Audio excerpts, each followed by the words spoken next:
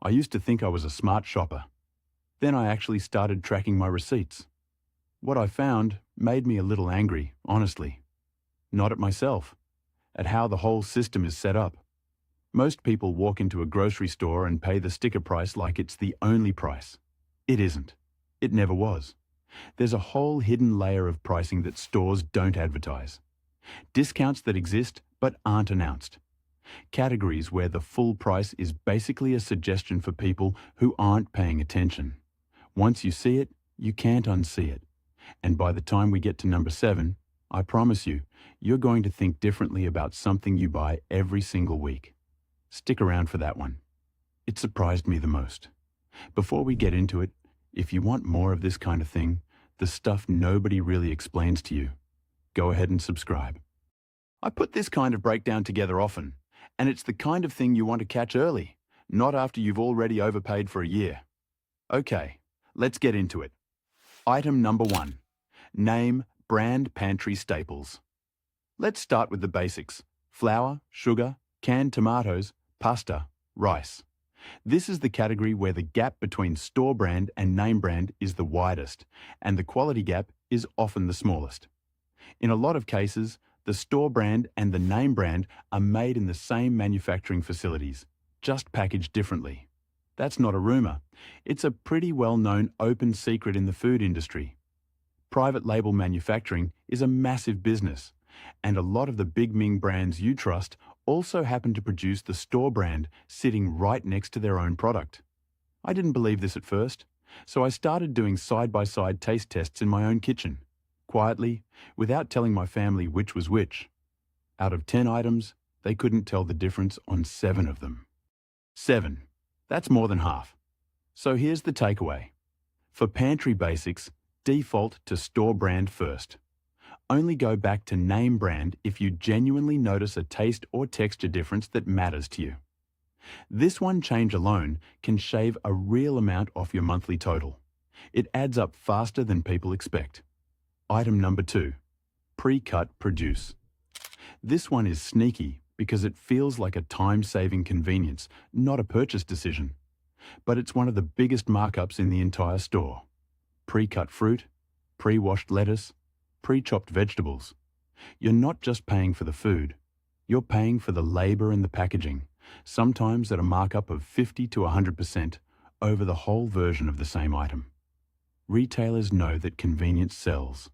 They know people are busy, tired, and not doing math in the aisle.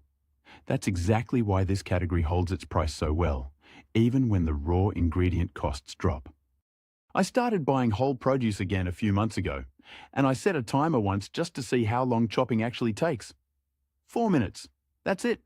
4 minutes for a bell pepper, I was paying almost double for pre-cut. The takeaway here isn't never buy convenience. It's know what you're paying for. If you have 10 extra minutes in your week, whole produce is one of the easiest wins in the store. Save the pre-cut stuff for the weeks you genuinely don't have the time. Just don't let it become the default out of habit. Item number 3. Bottled spices. Spices are one of those things people buy once and then just keep repurchasing at full price for years without ever comparing. Here's the thing about spices. The little glass jar in the spice aisle can cost 4 or 5 times more per ounce than the exact same spice sold in the international foods aisle or at a bulk bin. Same product, same supplier chain in a lot of cases. Just different packaging and a different aisle, aimed at a different kind of shopper. I found this out completely by accident. I was buying cumin for a recipe and grabbed the wrong aisle by mistake. Same brand family, less than half the price, double the quantity. So the takeaway is simple. Before you grab a spice from the main spice rack, check if your store has an international or bulk spice section. Compare the price per ounce, not the price per jar. This is one of those changes that feels small in the moment, but adds up over a year of cooking. Item number 4. End of season frozen. Items. Frozen food pricing runs on a cycle, and most people never pay attention to it. Right before a season changes, stores often discount frozen items tied to that season to clear shelf space for what's coming next. Frozen fruit, frozen vegetables, seasonal frozen meals. This isn't a secret conspiracy. It's basic inventory management. But almost nobody times their shopping around it, so almost nobody benefits from it.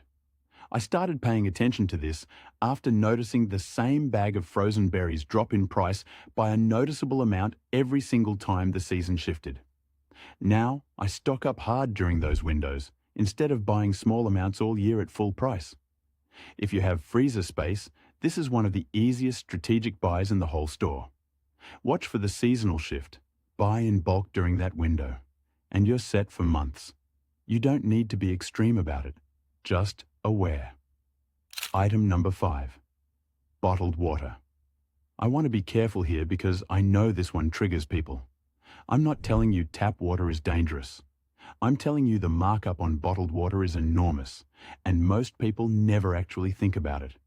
You are paying, in a lot of cases, for packaging, branding, and transportation more than you're paying for the water itself. Bulk cases at wholesale clubs are dramatically cheaper per ounce than the same brand sold as single bottles. I switched to buying in bulk and refilling a couple of reusable bottles for daily use. I kept the small bottles just for guests and for trips. My monthly water spend dropped noticeably. The takeaway is not stop buying bottled water. It's buy it differently. Bulk over single serve whenever you can. Small shift, real savings, especially if it's something your household goes through every week. Item number 6, rotisserie chicken. Now here's one that actually goes the other way, and I want to be fair about that. Rotisserie chicken is genuinely one of the best value items in most grocery stores. It's often priced close to or even below the cost of buying a raw chicken of the same size because stores use it as a way to bring people through the door. The catch is that a lot of people don't realize how much you can do with it after the first meal. Shredded for tacos, added to soup, diced into a salad, used for sandwiches the next day. I started buying one every week specifically because I ran the math, and it consistently beat buying raw chicken and cooking it myself, once you factor in my time and my electricity bill. The takeaway is to actually use this one intentionally instead of treating it as a single dinner. Plan 2 or 3 meals around it, and you've turned one purchase into several. This is one of the rare cases where the store is genuinely doing you a favor. Take advantage of it. Item number 7. Store loyalty program. Pricing. Okay, here's the one I told you about at the start. Most major grocery chains now run 2 prices in parallel. The regular shelf price and the loyalty price, which only shows up if you're scanning a store app or a loyalty card at checkout. The gap between those 2 prices can be significant, sometimes 10, 20, even 30% on specific items during a given week. Here's what got me. I used to think loyalty programs were just a marketing gimmick to collect my data. And sure, they are partly that. But I started actually comparing my receipt totals with and without the app active over a full month. The difference was enough to genuinely surprise me. Enough that I felt a little embarrassed I'd been ignoring it for years. The takeaway is straightforward. If your store has a free loyalty app, use it every single time, no exceptions. It costs you nothing, and the savings are sitting right there, waiting for you to actually claim them. This is the one most people are leaving on the table without even realizing it. Item number 8. Pre-made meal kits. Meal kits sold in the grocery store, not the subscription box kind, the ones in the refrigerated section, are convenient. They're also one of the highest markup categories per ounce of actual food you're getting. You're paying for the assembly, the portioning, and the packaging design. The raw ingredient cost is often a small fraction of what you're actually charged. I bought one out of curiosity one week and then went and priced out each individual ingredient separately. The kit cost almost 3 times more than buying the same ingredients myself. The takeaway isn't to swear off convenience entirely. It's to treat meal kits as an occasional treat, not a weekly habit if your budget is something you're actively managing. If you like the format, look up the recipe online instead and buy the ingredients yourself. Same result, a fraction of the cost. Item number 9. Individually wrapped snacks. Single-serve snack packs are everywhere, and they're priced for convenience, not value. Buying the large format bag and portioning it yourself into reusable containers or bags is consistently cheaper, often by a wide margin, for the exact same snack. I did this switch for my kids' school lunches specifically.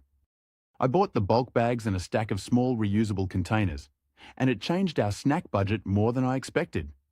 It takes maybe 10 minutes on a Sunday to portion out a week's worth. That's the whole cost of the switch. The takeaway is simple.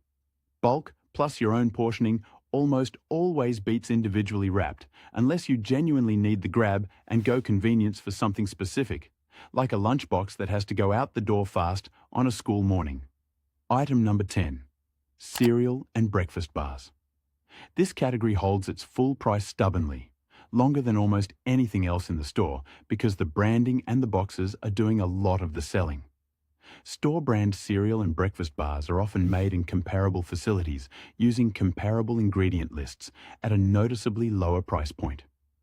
I switched my household over gradually, one box at a time, so nobody really noticed the change happening. A few months in, nobody complained and nobody could tell. The takeaway is to treat cereal the same way you treat pantry staples. Default to store brand first. Save name brand purchases for the items where you or your family actually have a strong preference. Item number 11. Deli counter meat and cheese. The deli counter, where someone slices meat and cheese to order, is priced noticeably higher per pound than the pre-packaged versions sitting in the refrigerated case nearby. You're paying for the service of having it sliced fresh in front of you. That's a real thing some people value. It's also something you can often replicate at home with a decent knife for a fraction of the cost. I started buying the block versions of cheese and the larger cuts of deli meat and slicing them myself. It took some practice to get the thickness right, but the savings were consistent every single week. The takeaway is to reserve the fresh sliced deli counter for when you actually want that specific texture or freshness for something like a party platter, and default to pre-packaged for everyday sandwiches. Item number 12. Bakery section. Bread bakery bread, the fresh loaves near the front or back of the store, often carries a premium price that reflects the in-store baking process, the packaging, and the shorter shelf life. Standard packaged bread from the regular bread aisle is frequently made with a similar ingredient list and a comparable nutritional profile at a noticeably lower cost per loaf. I used to grab bakery bread automatically because it felt like the better choice. When I actually compared ingredient labels side by side, the difference wasn't as big as the price difference suggested. The takeaway is to read the label before you assume fresh means better nutritionally. If the ingredients are similar, the packaged aisle option is the better value most weeks. Save bakery bread for when you specifically want that fresh baked texture for something like a holiday meal. Item number 13. End cap displays. I saved this one for last because it's less about a specific product and more about a pattern, and once you notice it, you'll notice it everywhere. Those displays at the end of the aisles, the ones set up like a deal, are not automatically discounted. Some are. Many are just prime shelf space that brands pay extra for, priced at completely regular cost. Shoppers assume anything on an end cap is a sale because that's how it's been trained into us for years. It's a visual cue more than a guarantee.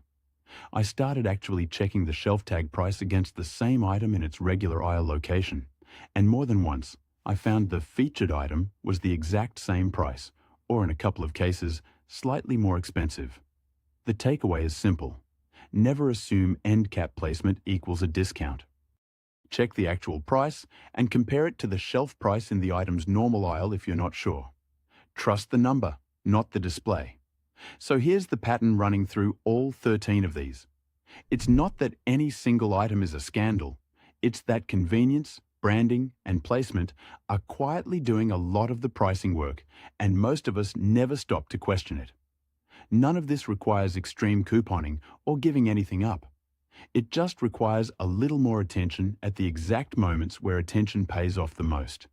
Small changes, repeated every week, turn into real money over a year. That's really what this comes down to. Most people will keep shopping the same way they always have, and they'll never notice what they're leaving on the table. You don't have to be one of them. You're already ahead just by knowing this now. If this was useful, hit subscribe so you don't miss the next one. I've got more of these breakdowns coming, the kind of everyday stuff nobody really sits down and explains. Drop a comment and let me know which one of these 13 surprised you the most. I read every single one. Thanks for watching, and I'll see you in the next video.